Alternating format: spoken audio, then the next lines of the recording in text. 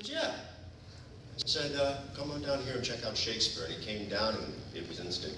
He didn't stand a chance. So other questions? Denise. Well, you say that you had the liberty to bring a lot of your own stuff into your characters. I guess a couple of people, like Luke, the lisp. You started out with the lisp, and then it seems like that when your senses were overtaken by the flower juice, the lisp went away, and then it came back later. So maybe talk a little bit about that, or maybe our Demetrius as well. You have a little Jim Carrey in you, don't you? What's your decision there, or your process? See, I just wanted to. I couldn't play Lysander as it is routinely, not routinely, or normally played as one of the lovers, and that basically is due to some restraints that are here. So I had to figure out a way to be Lysander still and go through the arc, the transformation of who he was in the beginning, from there where he transforms himself to who he really wants to be. This is who he is, and Puck, Oberon released the real Lysander, and I wanted to stay away from Don Pedro the last time, who kind of elicited some of those same mannerisms as Lysander, how Lysander to me is normally played. So I wanted to give him just a little bit more flavor, a little bit more something different. He's a young boy in love with being in love, and when he gets the potion, he's more of, I'm sure of myself, I know who I am, and she's mine, and you're not going to have her. So I had to respect the rules and regulations here, and then again navigate and find a way to be vulnerable and release the Lysander that I could work with.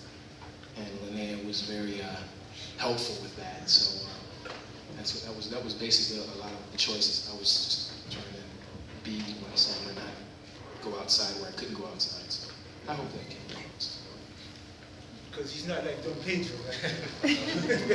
And Linnea and I each had about 4 rehearsals. These guys have been working since September, but Linnea picked this up very quickly.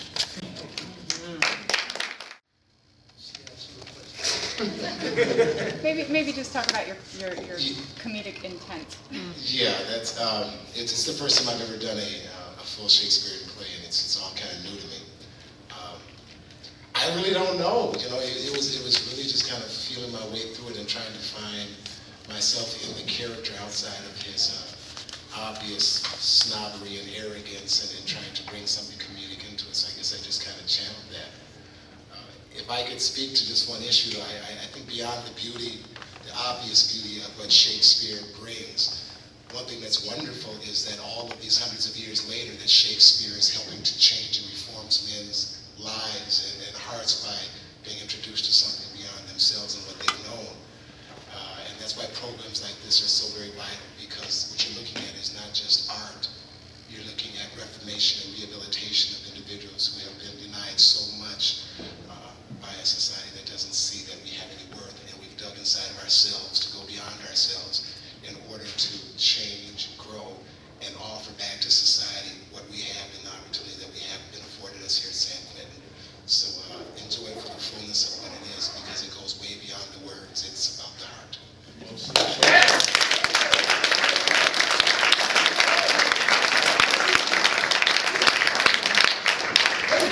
Let the church say amen. No, that's something that I wanted to actually speak to, is that how what we've done and what we do is more than just the words. I mean, because you know, I'm an old roughneck from off the block, right? And so when you first give me some words, first of all, I never thought in my wildest dreams that I'd be sitting, especially in prison, doing Shakespeare, right? That was like the furthest thought from my mind. And so with any words, you give us some words, and they just words on a piece of paper. And you have to give emotion to those words. You have to give content to those words. And for me, when I can do it for these words on a sheet of paper, especially some Shakespearean words, it's like, I'm speaking Japanese, when I first hear Shakespeare, it's like somebody speaking a foreign language to me. So you give some context and some emotion and some understanding to these words, that's emotional intelligence. That's maturity. So if you can look at these words and do it on a sheet of paper, I in turn equate that to being able to do it throughout my day in my regular life. Because it really takes a lot to be up here in front of y'all, to give these words some context, and then just to have fun with it, to be your authentic self, just to be who you are. So I want to thank everybody for that, and echo what Mike said about the importance of programs like this, because the bottom line is that men are getting out of prison, and the question I keep asking society is, how do you want them to return? Great, so I think we have time for one or two more questions. I want to thank you for standing in for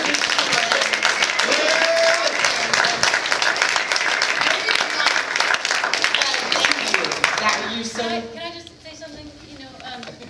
We do these exercises, concentration exercises, and if you mess up, you have to do the chicken dance. And since Bone missed his first few entrances because he was with Before I do a chicken dance, I was out speaking to an attorney, right? Freedom first, right? So I would need a chicken dance on GP. Aldo had his hand up. Tony, you had your hand up. So Aldo, did you have a question for the guys? Michael Adams spoke to it. I wanted to know how, in developing the character, you make choices and how that affects the choices that you make in your daily life. And then when you're in here and when you get out, how's that going to affect it? And he spoke about it. Great. Okay, so you feel like you had your question answered. Great. Okay, Tony? So on a simpler level, how do you feel at the end of the day when you leave all of this and go back to the rest of the... Like crap. Michael, you want to take that one? So maybe pass the mic down. Different backgrounds and different religions and cultures and traditions. We leave all of that behind and come here together, and we check on one another. We built relationships that we can take with us anywhere, and that's priceless, And I like to believe that I'm a better man today because of this. I'm glad to have these people in my life today, and I'm glad that each one of you found the time to come in. Thank you. These men are our brothers. We are brothers. We are a troupe. We're truly Shakespearean actors. If you knew what we had to go through, what she had to go through to get this production to come on, you truly feel like it's the old days, because we have come against so much to do this one thing. We only got in this chapel this morning and rehearsed the first time we've ever rehearsed in this chapel. We only had about an hour to get it done, get the props up, get everything done. And I'll tell you this, when I walk back into that block, every one of these guys are my brothers. But prison isn't like that. But we try to make it like that because we can. We shall. Great. All right, all the way in the back of the question. So sorry. Okay, Michael, Anthony, and then in the back, we'll take our last question in the back. I'm a little guy. Nobody sees me.